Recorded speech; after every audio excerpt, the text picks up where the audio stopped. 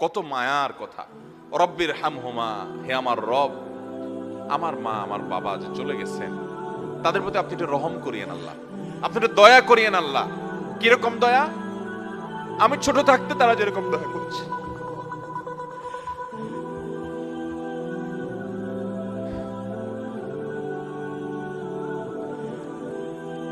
আমাদের বাবা মা বাচ্চাদের প্রতি কতটা মায়া করেন, যারা সন্তানের বাবা হয়েছেন তারা সবাই টের পান। পান কি পান না? কিন্তু আমরা মরার পর কিছুদিন কান্নাকাটি করার পর এরপর বাবা মাকে ভুলে যাই। আমরা আমাদের জগতে ব্যস্ত হয়ে পড়ি। আমাদের বাবা মা কিন্তু তাদের জীবদ্দশা আমাদেরকে ভুলতেন না। গভীর রাতে একটু আওয়াজ দিয়েছি, ঘুম পাগল মা, ঘুম কাতুরে মা, যে মা তার কানের কাছে চিৎকার করলেও ঘুম ভাঙে না, সে মাটা নিজের বাচ্চার একটু আওয়াজ ঘুম ভেঙে যায়। বেশিরভাগ বাবা, পৃথিবীতে বহু খারাপ মানুষ আছে ভাই, কোনো খারাপ বাবা খুব একটা নাই, হাতে গোনা দুই একটা বিচ্ছিন্ন ঘটনা ছাড়া। বহু খারাপ মানুষ আছে পৃথিবীতে, কিন্তু খারাপ বাবা, সন্তানের জন্য বাবা কি না করে বলেন, কি না করে। যত বাবা দেখেছেন, আপনারা নিজেরা যারা বাবা আছেন, কোথাও ভালো কোনো খাবার যদি দেয় কেউ, আপনি যদি কোনো জায়গায় যান ভালো কোনো খাবার সার্ভ করা হয়, তো সে খাবারটা দেখার পর যদি আপনার সন্তান থাকে, সবার আগে মনে পড়ে সন্তানের কথা।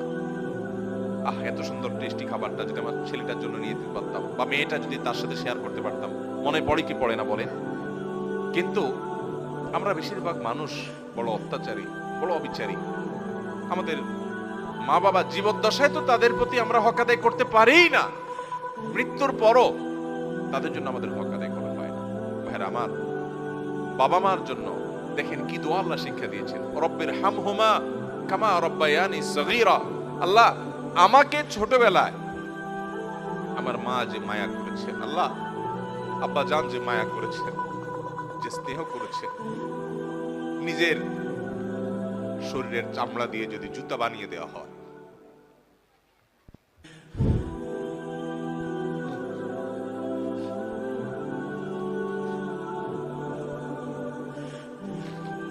তবুও বাপ মার ঋণ কখনো শোধ করা যাবে না। আমার চামড়া দিয়ে যদি আমার বাবা মাকে আমি জুতা বানিয়ে দিই, তবুও বাবা মার ঋণ শোধ করা যাবে না। মসজিদে হারামে এক ব্যক্তি তার মাকে কাঁধে নিয়ে হজের মতো কঠিন কষ্টসাধ্য কাজ, একাই চলা যায় না হজে, কোথায় আরাফাত, কোথায় মিনা, কোথায় মুজদালিফা, কোথায় মক্কা, তওয়াফ, সাই, জমারাতে পাথর মারা, একই দিনে এত কাজ, মাইলকে মাইল হাঁটা, লক্ষ লক্ষ মানুষের ভিড় ঠেলে, কঠিন কাজ। এর মধ্যে এক ব্যক্তি নিজের মাকে পিঠের উপরে, কাঁধের উপর তুলে তিনি তওয়াফ করছেন। এক সাহাবীকে দেখে বলছেন, আমি আমার মায়ের হক নিশ্চয় আদায় করেছি। মানে তার মধ্যে আত্মতৃপ্তি আসছে যে এত কষ্ট যে মার জন্য করছি, মা আমাকে দুধ পান করিয়েছেন, গর্ভে ধারণ করেছেন, এই কষ্টের মাধ্যমে তো তার ঋণ অন্তত শোধ হয়েছে। ওই সাহাবী বললেন, না, হয় নাই, এটা সম্ভব না যে তুমি মার ঋণকে এভাবে তুমি কাঁধে নিয়ে 2, 4, 5 দিন 10 দিন কষ্ট করলে আর তার ঋণ শোধ হয়ে যাবে, সম্ভব না।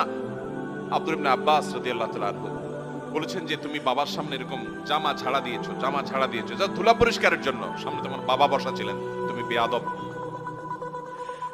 কারণ পৃথিবীর আল্লাহ রাসূলের পর সবচেয়ে বেশি তোমার শ্রদ্ধা পাওয়ার উপযুক্ত তোমার মা এবং বাবা। আমরা বেশিরভাগ মানুষ মা বাবার কদর করি না। আপনি যত পাষাণ হন, আপনার বাবা আপনার কাছে যত, তার অনেক কাজে হয়তো আপনি অসন্তুষ্ট হন, তিনি হয়তো কিছু ভুলভাল করেন, তিনি হয়তো কিছু উল্টাপাল্টাও করেন, আপনার কষ্ট হয়। টের পাবেন যেদিন এই বটবৃক্ষের ছায়া মাথা থেকে সরে যাবে। মাহফিল শেষ করে যখন বের হতাম, আব্বাজান ফোন দিত, যত রাত হোক। আমার গ্রামে মাহফিল হলে চা বানায় বসে থাকতেন, যত রাত হোক, পেরেশান হয়ে যেতেন। এখন আর কেউ ফোন দেওয়ার মতো নাই যে ফোন দিয়ে খবর নেবে। ভাইরা আমার, আল্লাহ রাব্বুল আলামিন আমাদের মা বাবার প্রতি আমাদের কর্তব্য পরিপূর্ণ আদায় করার তৌফিক দান করুন। যদি আপনি জীবদ্দশায় মা বাবার হকে ত্রুটি করে থাকেন, মৃত্যুর পর তাদের জন্য দোয়ায় ত্রুটি করা যাবে। আল্লাহ তাআলা দোয়া শিক্ষা দিয়েছেন। নিজে দেখেন বাবার হক মায়ের হক এত গুরুত্বপূর্ণ যে আল্লাহ অন্য কারোর জন্য দোয়া শিখাই দেন নাই, দোয়ার ফরম্যাটই আল্লাহ বলে দিয়েছেন, নিজে শিখাই দিয়েছেন। রব্বির হামহুমা কামা রব্বায়ানি, আল্লাহ আমার মা বাবা ছোটবেলায় যেভাবে আমাকে মায়া করেছেন, কত মায়া করেছেন, আল্লাহ আপনি তাদের প্রতি সেরকম মায়া আজ তারা দুনিয়া থেকে চলে গেছেন আপনি করবেন। দোয়া করবো তো ইনশাআল্লাহ, নিয়মিত দোয়া করবো, উঠতে বসতে দোয়া করবো। একাকী যখন হব, মুশকিল হয়ে গেছে আমাদের এই ফোনগুলো, স্মার্টফোনগুলো। আমাদের অবসর সময় বলতে এখন কিছু নাই, টয়লেটের টাইমটা মোবাইল ফোন নিয়ে গেছে। আমরা ওয়েটিং এ থাকি, আমরা মোবাইলে ব্যস্ত, আমরা সোশ্যাল মিডিয়ার বিভিন্ন অ্যাপে আমরা আসক্ত, এডিক্টেড। আমাদের দোয়ার কোনো সময় নেই। আল্লাহ রাব্বুল আলামিন আমাদেরকে মা বাবার জন্য দোয়া করার তৌফিক দান করুন, মুর্দাদের জন্য দোয়া করার তৌফিক দান। তাহলে যেটা বলছিলাম, মানুষের মৃত্যুর পর মৃত মানুষের জন্য জীবিতরা সবচেয়ে বেশি যে করণীয়টা তাদের, সেটা হলো দোয়া। বেশি বেশি দোয়া, উঠতে বসতে চলতে ফিরতে শুইতে খাইতে, এমনকি অজু অবস্থায় বিনা অজু অবস্থায় হাত তুলে, হাত তোলা ছাড়া একাকী যখন আছেন, মনে মনে আল্লাহর সাথে কথা বলা শুরু করবেন। আল্লাহ আমার এই প্রিয় মানুষটা দুনিয়া থেকে গেলেন, আমার এই আপন মানুষটা চলে গেছেন, আল্লাহ আপনি ছাড়া তার কেউ নাই, আল্লাহ আপনি তার প্রতি রহম করেন। মন খুলে দোয়া করব। এই দোয়া মুর্দার জন্য কি পরিমাণ উপকার হয়, ইবনে মাজার যে হাদিসটা আমি শুনিয়েছি সেখান থেকে আমরা জানলাম।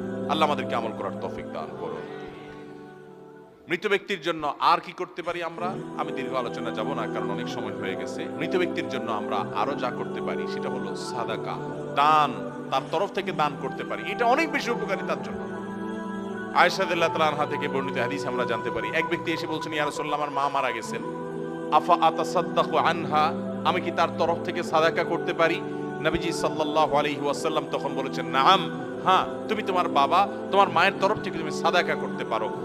এক সাহাবী তার মায়ের তরফ থেকে না বাবার তরফ থেকে যেন কুয়া, একটা কুয়ার পানি, তখন পানি পান করা মরুভূমিতে এখনো এটা অনেক বড় একটা ব্যাপার, কাউকে পানি পান করানো, পানি পাওয়া যায় না যেখানে সেখানে, তিনি গোটা কুয়া দান করে দিয়েছেন যে মানুষ পানি পান করুক আল্লাহর জন্য, সওয়াব যুক্ত হোক আমার মায়ের আমল নামায়।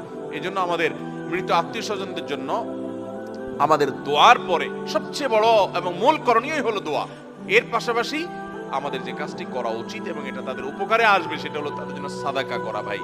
এবং এই সাদাকায় নাম ফুটানোর নিয়ত করবেন না।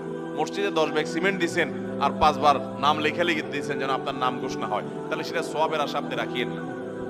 আপনি দান করবেন কার কাছ থেকে? সওয়াবের আশায়। ওই মসজিদের লোকজন জানবে, কমিটির লোকজন জানবে, মুসল্লিরা জানবে, মাহফিলে 10,000 টাকা দিয়া হুজুরকে দিয়া ঘোষণা করে আমার হাবা নিয়েছেন, সবাই জানলো, এসব নিয়ত যদি থাকে তাহলে সেক্ষেত্রে এটা সওয়াব তো পাবেনই না, বরং লৌকিকতার কারণে শিরকে আসগার, রিয়ার কারণে শিরকে আসগারের গুনাহ হতে পারে।